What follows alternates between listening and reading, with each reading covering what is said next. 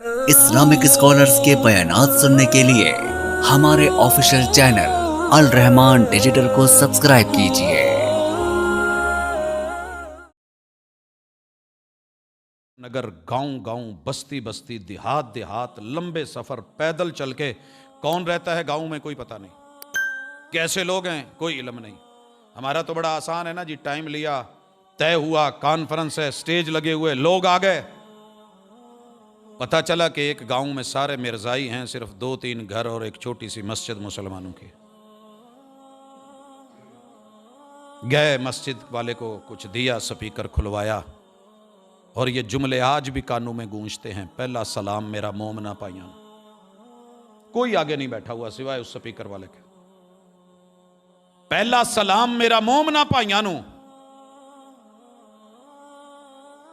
जो मोमिन है वो इसमें आ गए। दूजा सलाम मेरा जट्टा आराइयां। पता कर लिया वहां कौन कौन सी बिरादरी रहती है। तीजा सलाम मेरा मोचियां नाइयां। चौथा सलाम मेरा बीबियां माइयां। पूरे उन लोगों को आखिर करते करते लोग इकट्ठे हुए, उनको तौहीद सुनाई, हक सुनाया, खैर सुनाई। ये चीजें दिन ब दिन मफकूद होती जा रही हैं। ना कोई सुनने को तैयार है ना सुनाने को तैयार है। यूं देखी जवानी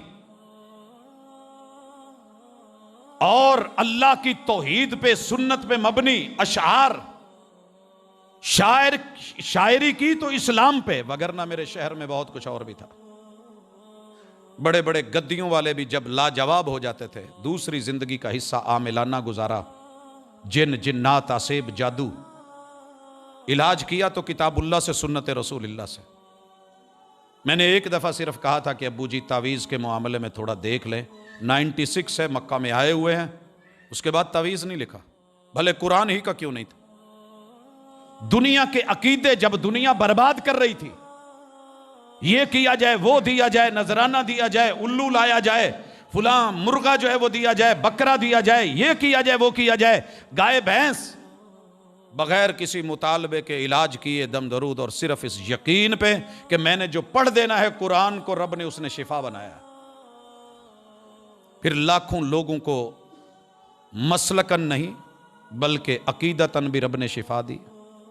गांव के गांव रब ने बदले, लोग बदले। बीमारियों के अंदर जो दर दर पे झुकने वाले थे, उठा के एक रब के दर पे कर दिया। और मैंने जिंदगी भर एक ही उनकी नसीहत देखी है, बेटा किसी के साथ ज्यादती हो मेरे तक खबर नहीं पहुंचनी चाहिए। हजरत अल्लाह का शुक्र है, मेरे वालिद साहब 80 साल जिंदगी गुजार के गए हैं। एक दिन भी मेरी कोई शिकायत उन तलक किसी आदमी ने, मजलूम ने आके नहीं पहुंचाई। ये लिहाज है उनकी जिंदगी का। और मैं कोशिश करूंगा, अल्लाह तौफीक दे, कि रब जितनी मैं उनकी जिंदगी में इज्जत करता था, उससे बढ़ के उनकी कब्र की भी इज्जत है।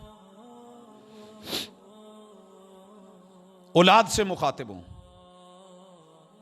बच्चों, जिस दिन बाप को सामने औलाद की शिकायत आती है ना, बाप को जगह नहीं मिलती, वगरना कोशिश होती है कि जमीन का मुंह खुले और मैं जिंदा गड़ जाऊं, जब उसकी तरबियत पे उंगली उठती है।